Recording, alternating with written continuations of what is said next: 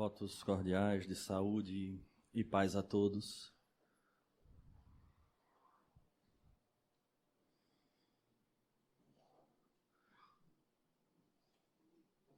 Diante do cenário do nosso próprio planeta,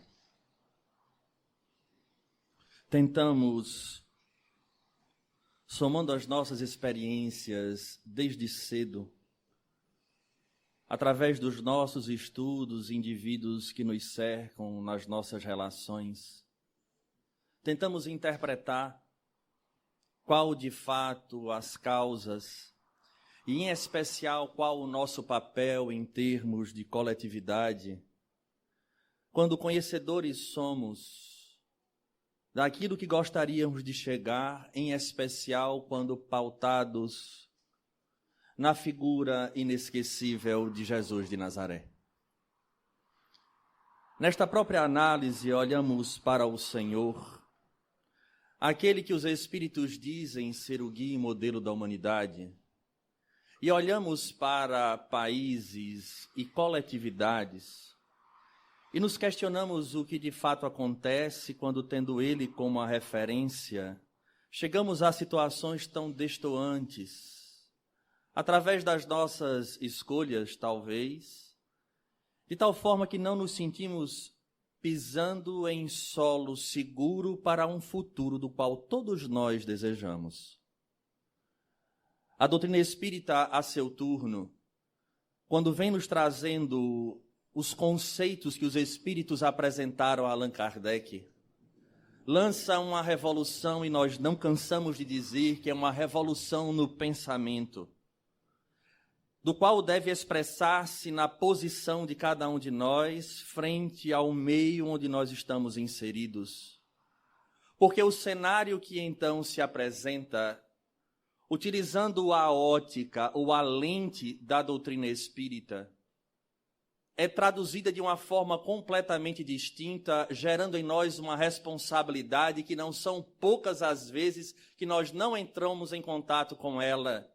E vamos misturando aqui e acolá conceitos outros que de alguma forma atravancam o nosso processo evolutivo em termos de coletividade, como reflexo do atraso na individualidade. Em Jesus encontraremos essa figura de linguagem que se repete muitas vezes através dos evangelistas, de que aquilo que se semeia, dá. E não são poucas, repito, quando ele fala também na figura da árvore, que não é o fato dela ser frondosa em si, ou pela sua aparência que ela deve ser reconhecida, porque a sombra muitas vezes nos é agradável, nos é convidativa para quando estamos cansados de determinadas situações, ou até mesmo do transitar das estradas calcinadas e tortuosas, possamos ir para debaixo e aproveitarmos da sombra, pensando inclusive em, sendo atingidos pela fome natural, podermos sorver daquele fruto. Não obstante, ele nos chama a atenção para que essa árvore deve ser avaliada não é pela sombra, mas acima de tudo, pela qualidade do fruto. Vejamos que simbologia profunda, no qual nós precisamos urgentemente voltar as atenções a este Cristo, mas de uma maneira distinta, porque agora nós temos um código que nos convida à razão, para de uma vez por todas conhecermos a verdade e rompermos com as algemas das nossas paixões. Em qualquer campo que nós estejamos, porque compreenderemos que de fato aquilo que for plantado será colhido. E ele falava, como está expresso nas Escrituras, de um período e de períodos, eu prefiro falar no plural, conturbados, porque são cíclicos, em que a sociedade parece que ela colaba moralmente, e quando chega ao fundo do poço, ressurge como fênix, nessa tentativa de acerto. E a doutrina espírita, então, ela traz uma visão profunda de maneira que nós podemos olhar a simplicidade de Jesus e os seus apóstolos, nessas inúmeras lições que nós sempre buscamos trazer à figura dele, mas decodificar a mensagem em cima do que os Espíritos nos trazem. E eu confesso que eu entrei num leve conflito se eu faria a análise do mundo primeiro para depois chegar na individualidade ou se nós partiríamos da individualidade para chegar no planeta. E como ele falou para pessoas, indivíduos, para espíritos que ali estavam, decidimos falar da individualidade. No que tange que aquilo que for plantado, semeado, obviamente iremos ceifar, nós iremos colher. É uma frase tão repetida que às vezes nós levamos ela como um jargão, mas quando as dificuldades chegam em nossa vida, não são sempre as condições favoráveis para a gente refletir de que o resultado que agora nós temos, sendo bem ou mal, é fruto de uma plantação anterior, primeiramente, repito, em termos de individualidade. Mas o mundo se encontra como está por conta do somatório dos indivíduos, dos espíritos que aqui estão. E aí o desafio, porque lamentavelmente nessa perspectiva da evolução do pensamento cristão, houveram e ainda há infiltrações de pensamentos, repito, materialistas, que vão mesclando ou relativizando aquilo que apresentou Jesus de Nazaré, de tal forma que vamos elegendo aqui e acolá outras sementeiras. Na medida que os resultados surgem, vamos encontrar desculpas diversas para aquele resultado, mas não conseguimos perceber que a origem da problemática foram os enxertos que foram colocados na mensagem daquele que veio para nos libertar por excelência. Quando Jesus chega à terra, e nós repetimos isso, os judeus viviam sob o jugo de Roma, e a partir dali a cultura era distinta dos judeus que viviam aquela realidade do Moisés, numa lei dura de um Deus implacável. E ele, por sua vez, agora chega convocando 12 figuras que não eram ilustres, eram comuns, mas que traziam uma certa envergadura espiritual e um terreno fértil para compreender e conseguir discernir entre aquela mensagem e aquilo que se acontecia no mundo.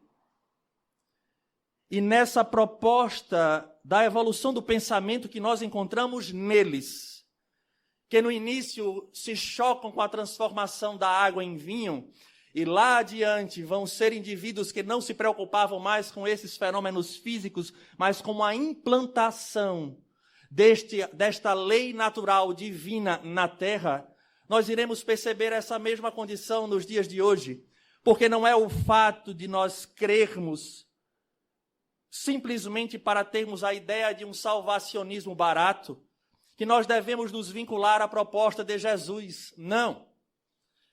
É preciso que o espírita desperte dentro dos conceitos que Allan Kardec organizou, porque não veio dele, veio dos espíritos. Allan Kardec também tinha uma forma de pensar do mundo. A sua formação é científica, filosófica. E através da informação que os espíritos passaram, ele se debruça e a partir dali nos traz as consequências. Assim devemos fazer e compreender que quando Jesus esteve junto a esses apóstolos, não solicitou que fossem feitas casas do caminho para que a sua proposta fosse vivida entre quatro paredes. Pelo contrário, era uma pauta para ser implantada em todo o planeta, porque ele não veio para falar de normas civis. Isto quem fez foi Moisés pela necessidade daquele povo. Como cada um de nós, dentro da escola chamada Terra, estamos em classes distintas sob o jugo de leis humanas transitórias. Mas, ao mesmo tempo, estamos agora, como espíritos imortais que somos, na responsabilidade de, uma vez entrando em contato com a essência das leis que regem o universo, que são imutáveis, agirmos de maneira compatível com isso que é perene, e não com as leis humanas apenas, que são transitórias. E aí foi o grande desafio, e os apóstolos sofreram as perseguições por conta disso, porque vamos dar um exemplo. Na tradição judaica, quando o indivíduo era tomado por alguma doença que não tinha cura, ele era expulso da própria família, jogado à margem da sociedade. Ora, na medida em que aqueles apóstolos compreenderam a mensagem de Jesus de que todos são irmãos, porque Deus é um Pai que abarca a todos e faz com que o sol brilhe sobre justos e injustos, eles simplesmente abriram as casas dos caminhos para receber esses indivíduos que já não eram mais aceitos no meio dos seus. Leva dignidade ao leito de morte, mas acima de tudo cantando a vida. E ali, obviamente, naquele período histórico, não se tinha condições de abraçar tudo aquilo que estava nos bastidores, porque ainda não era tempo para a maturidade daqueles espíritos da época compreender com tanta clareza aquilo que os espíritas hoje compreendem, no qual, a seu turno, chega um momento em que Allan Kardec nos esclarece através dos espíritos. Então, os apóstolos começam a viver a essência daquelas lições. E que não é fácil, porque todos nós temos um pé na animalidade, porque o processo evolutivo assim nos diz. Não é a personalidade Alisson que foi um dia uma foca. É uma experiência, é essa transição do qual há um elo perdido, segundo os espíritos dizem, em que o princípio espiritual torna-se agora um ser. E nesse instante, ele começa a transitar, a adquirir a experiência e a, acima de tudo, encontrar-se inscrito na consciência essas leis divinas que hão de reger a vida. Na medida em que nós nos encontramos quites com essas leis, a paz e a felicidade que desejamos alcançar nas nossas lutas diárias, elas acontecerão naturalmente. Então, esses apóstolos enfrentam agora aqueles postulados de Moisés, bem como uma vida totalmente desregrada, onde falava a animalidade do ser dos romanos e dos povos pagãos. Então, o convite era a vivência dos instintos acima de tudo. Não havia uma condenação por parte dos apóstolos até certo ponto, mas uma obrigação vinda do próprio Cristo para que eles fossem ao mundo e pregassem a realidade desta lei. Então não era o fato de condenar o indivíduo que age de maneira equivocada, mas era a obrigação com a própria consciência, de uma vez descobrindo aquilo que é o certo, implantar na terra, ou pelo menos no meio em que nós nos encontramos, essa realidade que deve ser para nós o centro das nossas vidas. Não à toa, nós iremos encontrar nos mandamentos de Moisés, no primeiro deles, a condição de honrar ou de adorar apenas a figura de Deus. E observando pensadores como Timothy Keller e muitos outros, vem apresentar de que o homem vive a mesma idolatria daquele período mosaico, não mais estruturado na figura de objetos nos quais nós nos colocamos à frente adorando a bezerros de ouro ou qualquer outra estrutura. Mas na medida em que a gente avança essa linha de pensamento, vamos observar ídolos em todos os lugares, exceto a figura de Deus. Às vezes é o dinheiro, às vezes é o sexo, às vezes é a posição social, às vezes é uma ideologia no qual nós colocamos como sendo o centro das nossas vidas. E nós queremos viver a todo custo, porque é aquela ideologia que consertará o mundo. Ou é aquele indivíduo que para mim é a referência. E não são poucas as vezes que esta primeira lei, que este primeiro mandamento permanece sem ser vivenciado de maneira subreptícia e nós não conseguimos identificar o porquê as coisas estão dando tão errado. Primeiro, repito, na individualidade que nós somos. Segundo, na coletividade que fazemos parte. Porque adoramos a outros deuses. E é exatamente esse o momento em que aqueles apóstolos parece que despertam a consciência e começam a renunciar a si. Mas não é a renúncia de deixar, de cuidar de si próprio, de tornar-se desleixado. Não, mas é compreender que na medida em que Jesus agora se apresenta como sendo o caminho da verdade e da vida, deve ser Ele a centralidade. Porque se não é daqui este reino, será de acolá. E a nossa responsabilidade, então, é agora pautar a nossa vida de acordo com ele, para que o perfume do Cristo se espalhe ao nosso redor.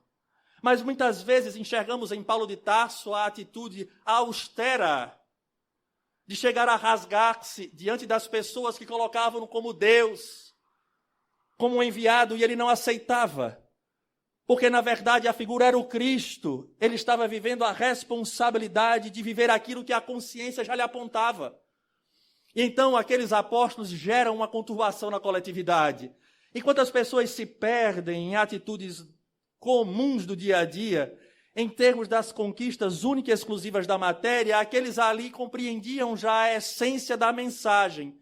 E viviam, trabalhavam, porque Paulo trabalhava no tear, para ganhar o seu sustento de forma digna, como todos nós devemos fazer, e a doutrina não solicita que ninguém se torne pesado a ninguém, mas faz com que a gente compreenda esse mecanismo do mundo por uma ótica muito distinta, de maneira que em cada local que nós estamos instalados, sejamos sementes, porque uma vez plantados, iremos semear, iremos florir, e seremos ceifados, mas não é a figura do indivíduo, mas são das lições que chamam a atenção, tal qual chamar aquele povo.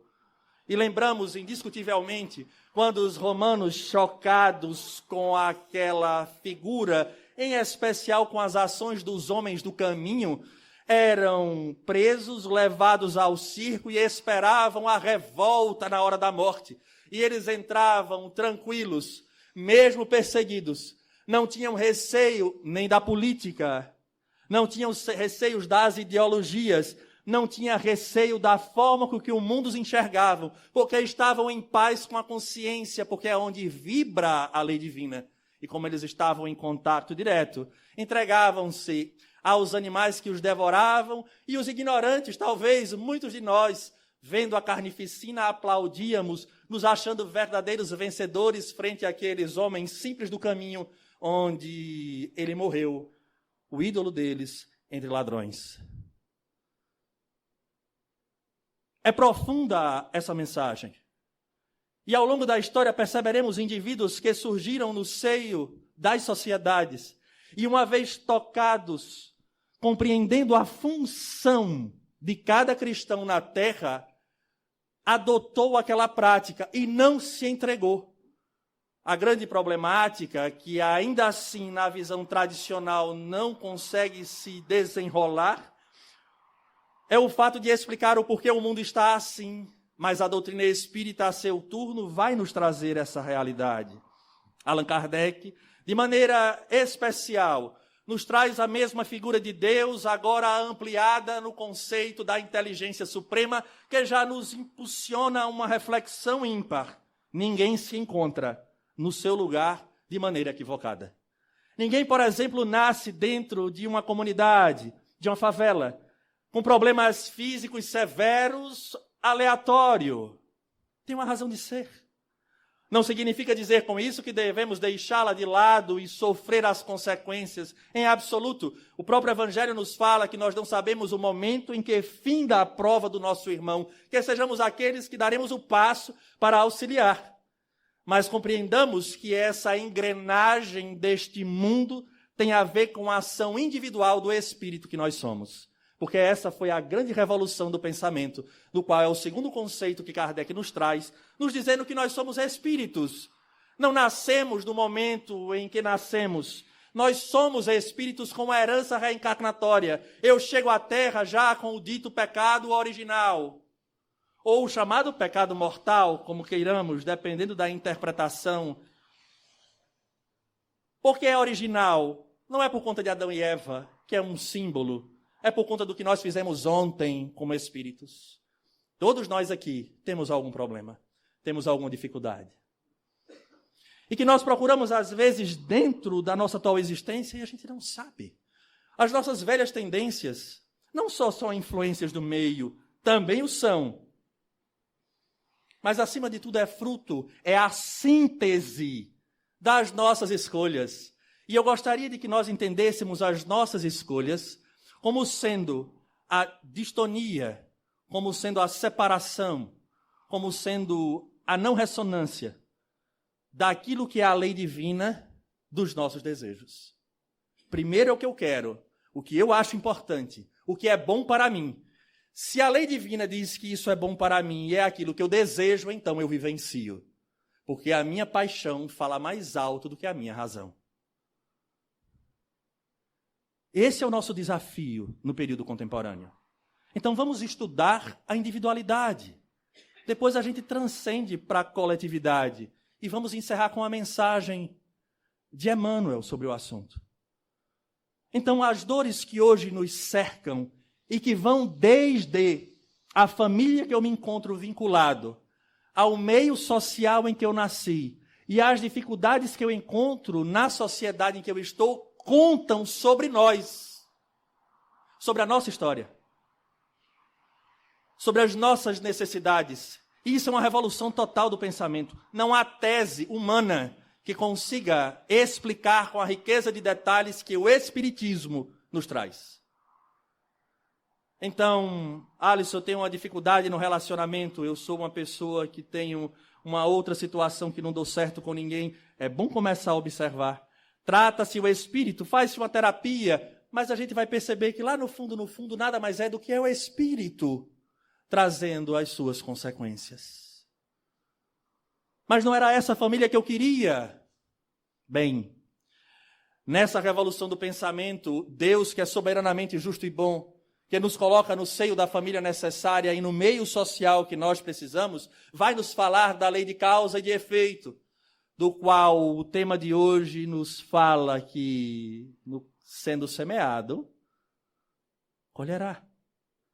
E por coincidência, entre aspas, quando nós estudamos o primeiro mandamento, ficamos surpresos quando o Deus que se apresenta a Moisés, e aqui não vai nenhum outro comentário sobre isso, se era Deus, se não era, porque nós sabemos o que o Espiritismo nos coloca, quando diz que não deves adorar outros deuses, ele no complemento desse primeiro mandamento, ele diz que aqueles que fugirem, aqueles que não obedecerem a este primeiro mandamento, serão penalizados na terceira e na quarta geração. Ora, na ideia de justiça divina, não seria lógico um indivíduo equivocar-se hoje e o seu bisneto ou trineto ou tataraneto ser penalizado pelo equívoco do seu tri ou tataravô? Tem alguma coisa errada. Porque esse Deus ele não consegue ser justo o suficiente para isso. Mas a doutrina espírita, quando fala de lei de causa e efeito, de plantar, de semear e colher, agora fica simples que aquele Deus de Moisés já dizia que todos que adorarem a outro Deus, e não é o adorar no sentido de cantar ou de louvar, é como nós dissemos, é compreender que Jesus é a centralidade, optar pela lei divina, que é a lei natural. No momento em que a gente não opta por isso, ou seja, eu me torno um idólatra na linguagem judaica cristã, eu estou optando por uma outra pauta que não seja aquela que é a lei imutável. Então eu gero sobre mim uma consequência. E na hora em que eu gero, eu preciso reparar, mas eu só reparo na medida em que eu aprendo. Porque não são poucas as vezes que nós, em termos de individualidade, o nosso foco, por enquanto, é o indivíduo. Não são poucas as vezes, enquanto individualidade, eu repito e passo existências, trocando corpos e mantendo a pauta.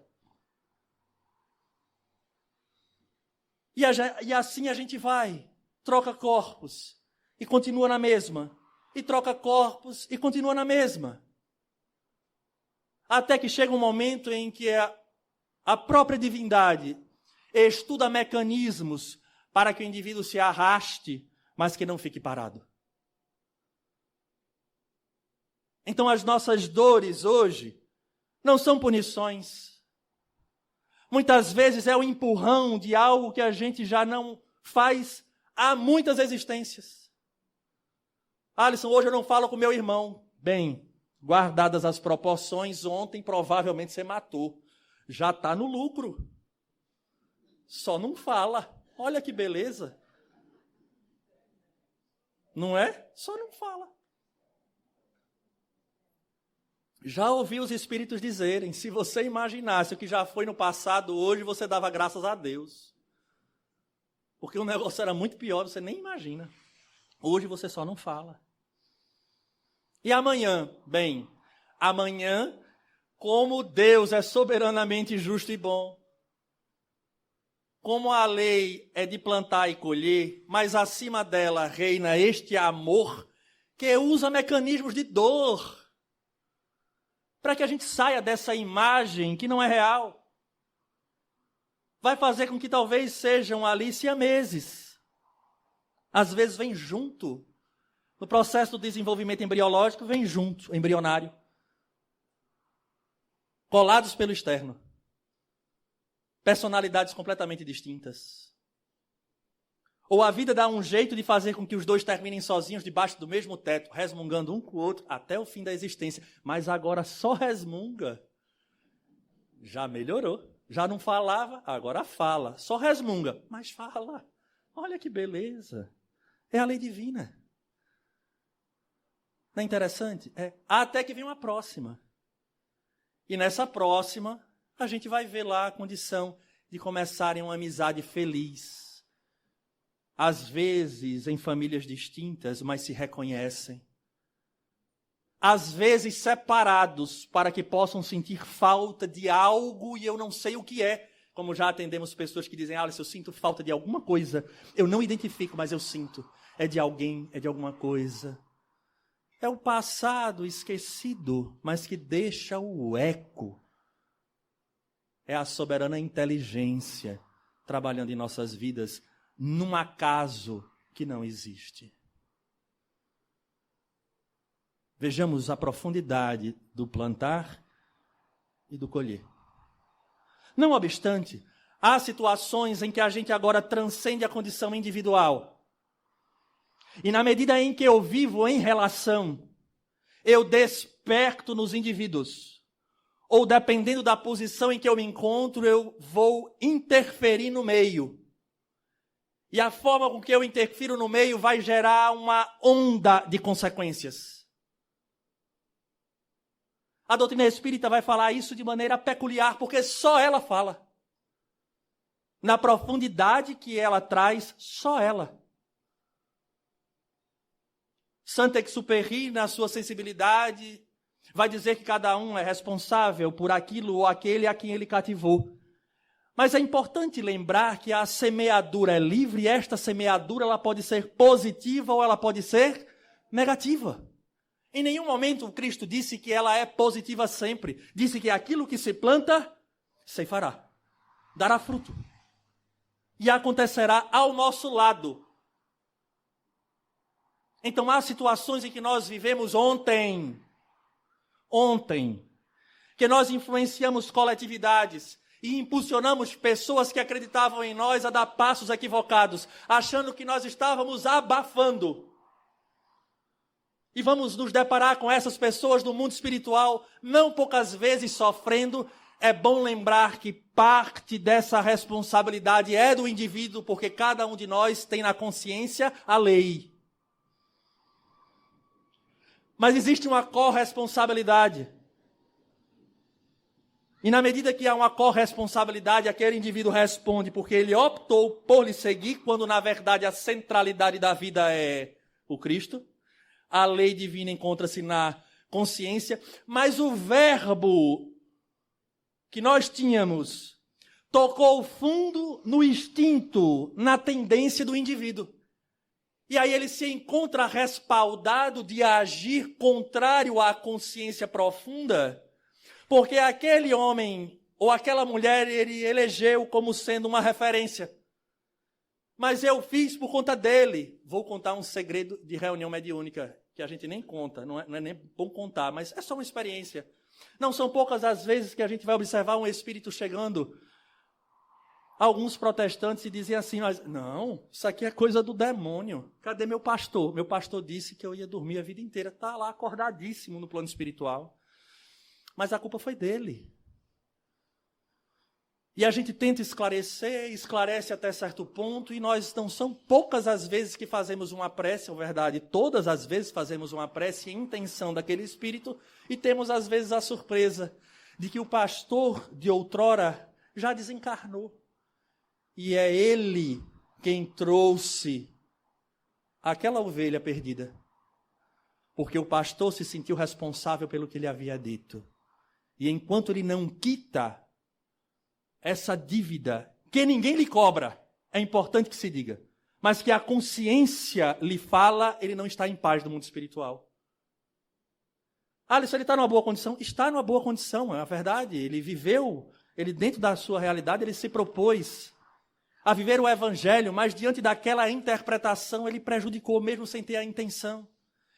E ele se cobra como consciência divina porque está ali, então ele busca recolher cada uma das ovelhas e trazer de volta ao aprisco para entender que é um espírito imortal, que aqui não é a casa do demônio, porque a mensagem é uma só. Então, da mesma forma que estamos falando em relação a um pastor, devemos lembrar que nós, ao sairmos no mundo e defendermos qualquer tese, nós estamos sendo responsáveis pelos efeitos e ondas que estão sendo geradas em indivíduos que estão ao nosso redor, bem como nós também sofremos as consequências destes indivíduos que estão ao nosso lado e nos influenciam, às vezes, a fugirmos da pauta que a doutrina espírita nos coloca como sendo guia e modelo.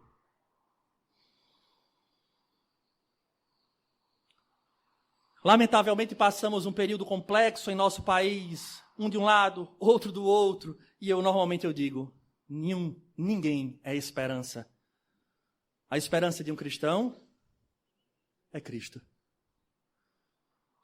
Ele é a pauta. Ele é a centralidade. Agora vamos entender no coletivo. Quando soma as nossas individualidades, da influência que nós já trazemos da reencarnação, das pautas que absorvemos durante o mundo, nós geramos uma vibração coletiva. E não sou eu quem estou dizendo. Encontraremos isso no 3º capítulo do Evangelho segundo o Espiritismo, de uma forma brilhante. Há muitas moradas na casa do meu Pai. E quando nós vamos estudar um planeta de provas e expiações, é fantástico, uma frase que passa desapercebido de muitas pessoas. Por que essa característica do mundo de provas e expiações? É bem verdade que já há indivíduos que despertam, porque Deus, na inteligência suprema, envia, como já enviou o Paracleto, o Consolador, o Espiritismo, e vai mandar para todas as salas de aula das religiões distintas, espíritos maduros que vão nos trazer essa lei que está na consciência. E lá está dito que enquanto o homem, há sociedade. Agora não é mais o indivíduo. Agora é o resultado do nosso exercício na coletividade. Ele não despertar para a vivência da lei divina, o mundo não avança. Nós estaremos no nosso ciclo, mas há um mecanismo divino, porque começa a remover daqui os espíritos que já atingiram a maturidade e levam para outro lugar, ou o contrário, deixa aqui os que começam a maturar e começam a extrair os inferiores. E nós entramos na regeneração. Então pensemos que na hora em que a gente age lá fora, apaixonado por qualquer pessoa, por qualquer discurso, por qualquer forma de pensar, e essa forma de analisar não é a lente da lei divina, tenhamos certeza, nós estamos caminhando contrário à lei natural e gerando para nós, em termos de individualidade, as consequências. Quando olhamos isso em relação às pessoas que nos cercam, repetimos a figura do pastor, e eu gostaria de dizer que a doutrina é muito feliz em dizer isso. Já dissemos aqui outrora, mas quando, às vezes, quem nos fala um exemplo parecido é Neio Lúcio, numa pequena obra em que ele psicografou, Alvorada Cristã? Eu não estou lembrado, Alvorada Cristã, Neio Lúcio.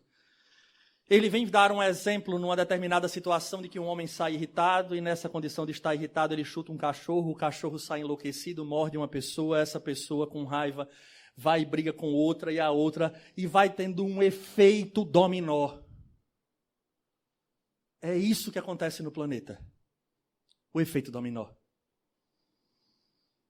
É por isso que não tem e não casa, me perdoem, o discurso de dizer que a religião não pode interferir do lado de fora. Então Jesus errou ao dizer aos apóstolos, vá, vivam, preguem. Porque não há outra lei que suplante, que supere a lei divina. Pelo contrário, a responsabilidade é nossa. E Jesus diz isso de maneira muito clara quando diz, não coloque a candeia abaixo, mas sobre a mesa, para que a luz faça brilhar e todos enxerguem. Porque na medida em que esse efeito dominó acontecer, gostaria de dar uma notícia nem tão muito feliz, mas não fiquemos tristes, nós temos a eternidade. Aquele que sofreu lá na ponta com um chute que nós demos no cachorro aqui, nós temos uma corresponsabilidade lá. Como é, Alisson? Não sou eu que estou dizendo. É a lei que fala. Eu hoje estou comumente falando em palestra. Não pensem mais de como nós chegaremos no mundo espiritual. Esquece isso. Não é válido, Alisson? É super válido. É muito válido. Mas eu acredito que na condição que nós nos encontramos, de uma certa maturidade para os espíritas aqui presentes, por que, Alisson, os espíritas presentes? Porque tem muitos simpatizantes, tem pessoas que são de outras religiões e estão em tratamento, e são todos muito bem-vindos. Mas, para nós espíritas, a gente já tem, eu acredito, uma certa convicção de que o lado de lá nada mais é do que o início da plantação, ou melhor, o início da colheita do que foi plantado aqui. Se eu gosto de determinada vida, minha parceria espiritual é de acordo com aquela vida. Aí tem gente que diz, Alisson, faz 3 anos, 10 anos que eu estou em tratamento. Toda vez que eu faço tratamento. Não tem mais jeito. Não tem. Se você muda a origem do problema, se você saneia a origem, obviamente a parceria espiritual muda. Isso acontece com cada um de nós. Faz uma experiência. Eu sei que aqui provavelmente ninguém tem, mas eu tive durante muito tempo amigos que adoravam beber. Eu nunca bebi. Naturalmente, o que é que acontece? Se afasta. Porque nem força mais, porque sabe que eu não cedo. E nem eles querem mudar. É natural. Ninguém brigou com ninguém, mas é natural que na hora de ir para uma festa não vão chamar a Alisson. Com certeza. Então isso acontece em nível espiritual. É importante que a gente entenda a nível espiritual. Então na hora em que eu sintonizo com determinada prática, a minha parceria espiritual é essa. Aí eu desencarno. Quem é que me espera do lado de lá? Meus parceiros. E aí, amigo, chegou. Que beleza. A gente já está aqui, ó, programado. Vai fazer o quê? Hoje tem um samba. A gente já sai direto. Mas está escrito. Pega lá, eu já solicitei, foi dado inclusive no Clube do Livro, na campanha do Clube do Livro, um dos livros entregues foi Voltei, de irmão Jacó. Quem não conheça, compre e faça a experiência da leitura para começar o ano. Pronto, a gente está em janeiro, é ótimo. Já para planejar o ano de 2023. É uma leitura magnífica, porque a gente vai começar a entender o que é o mundo espiritual na chegada.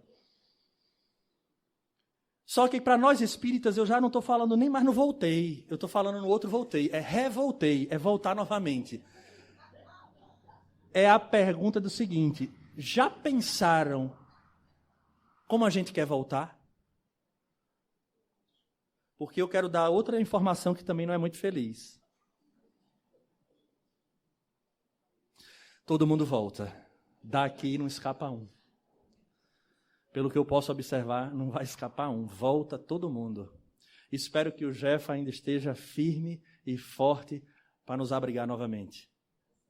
Mas não volta, não fica um. Eu espero que não seja transferido para nenhum outro planeta inferior, né? Espero que não. Mas todo mundo volta.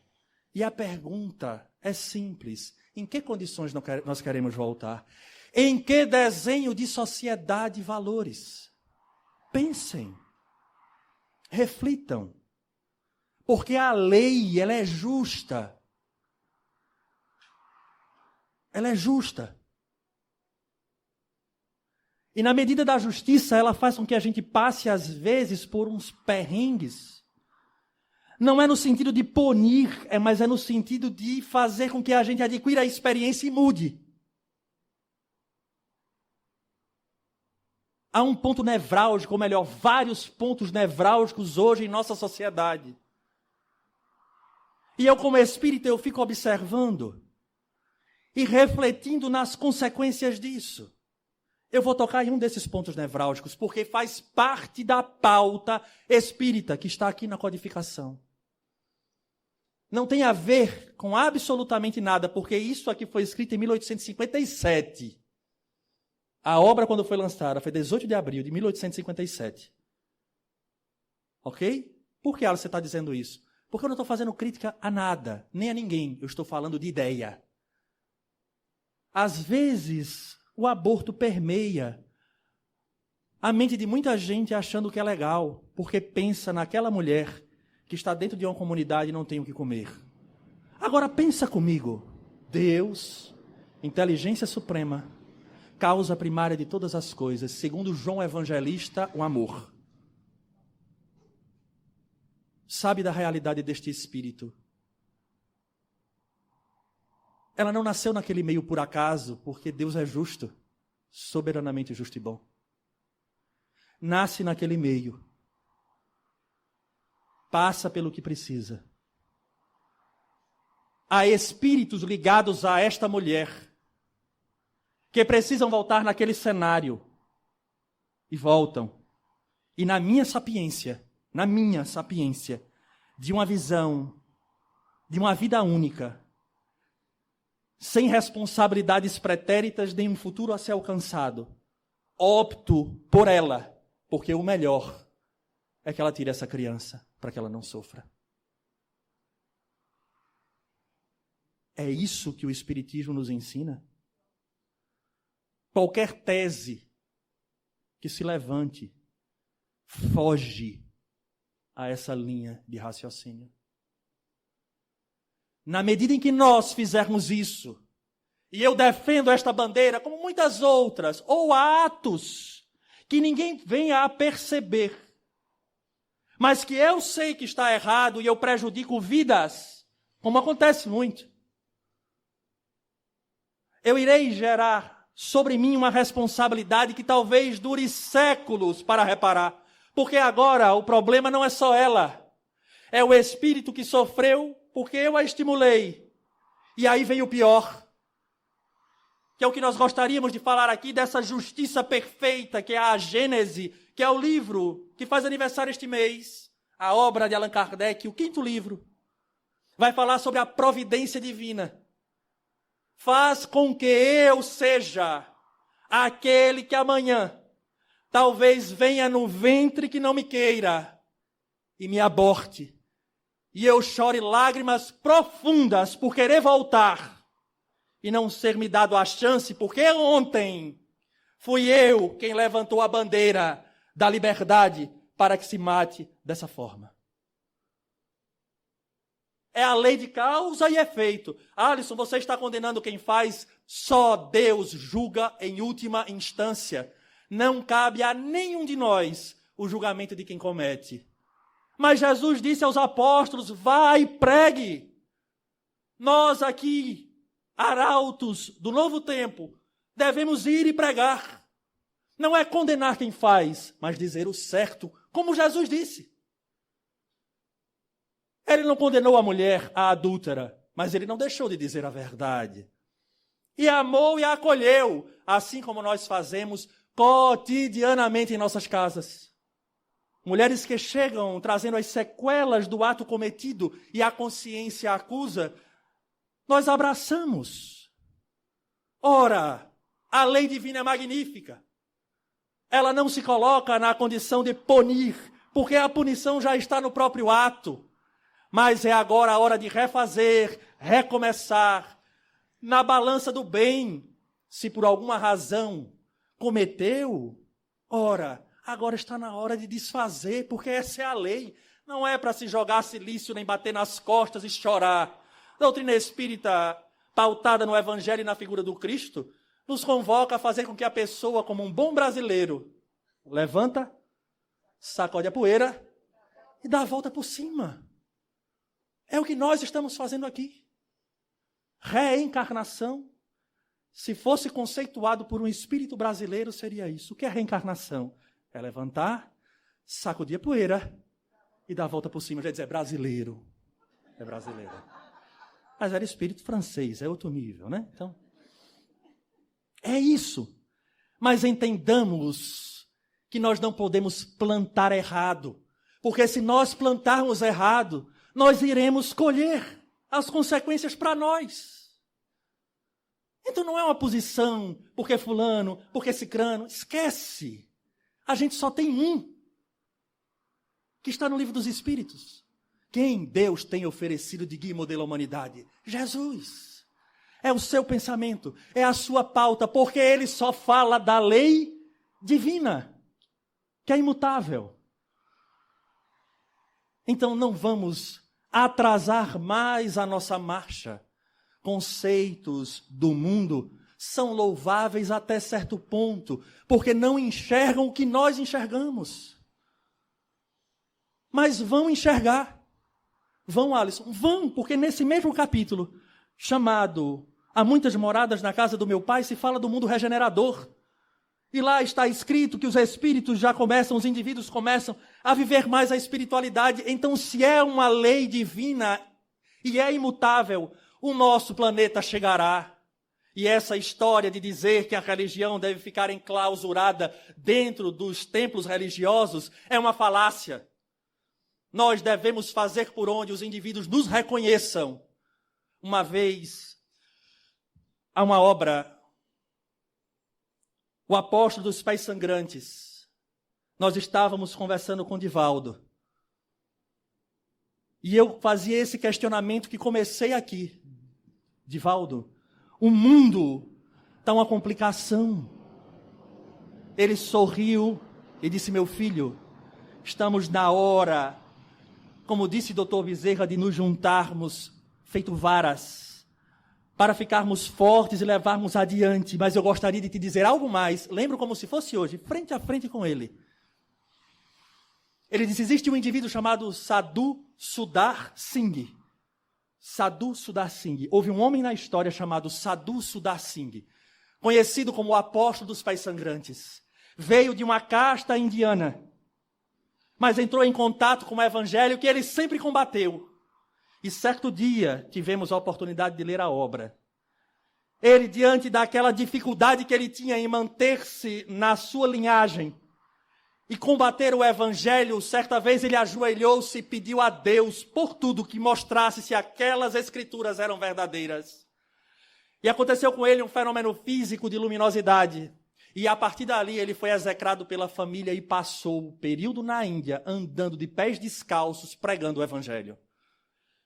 E o que chamava a atenção, e foi a mensagem que Divaldo me deu, e eu digo me porque foi diretamente, foi uma conversa, foi particular, ele disse, meu filho, é hora de nos juntarmos como varas, mas lembre-se acima de tudo, de buscar viver tal qual o Sadhu Sudar Singh, porque certa feita ele chegando para falar com um líder inglês que estava em sua terra, um mordomo abriu a porta e ao vê-lo se espantou. Correu lá dentro e disse ao seu amo, Senhor, vá à porta, porque quem está lá é Jesus de Nazaré. Viva, meu filho, a tal ponto que as pessoas percebam em você traços do Cristo na terra. Essa mensagem eu sei que não é para mim apenas, é para todo espírita que aprofunda e compreende que de fato se plantando, colhe individualmente e coletivamente. E em qualquer período, saiamos e preguemos. mas acima de tudo que a nossa vida, se não a imagem, pelo menos o perfume daquele a quem todos nós temos na doutrina espírita como a centralidade, o perfume de Jesus. Para encerrar, peço licença para ler a mensagem chamada Semeadura, que tem como o subtítulo, mas tendo sido semeado, cresce, que é o nosso tema de hoje. É razoável que todos os homens procurem compreender a substância dos atos que praticam nas atividades diárias. Ainda que estejam obedecendo a certos regulamentos do mundo, é imprescindível examinar a qualidade de sua contribuição pessoal no mecanismo das circunstâncias, porquanto é da lei de Deus que toda semeadura se desenvolva. Plantou, vai crescer, bom ou mal. O bem semeia a vida, o mal semeia a morte. O primeiro é um movimento evolutivo na escala ascensional para a divindade. O segundo é a estagnação. Muitos espíritos de corpo em corpo permanecem na Terra com as mesmas recapitulações durante milênios. A semeadura prejudicial condicionou-os à chamada morte do pecado.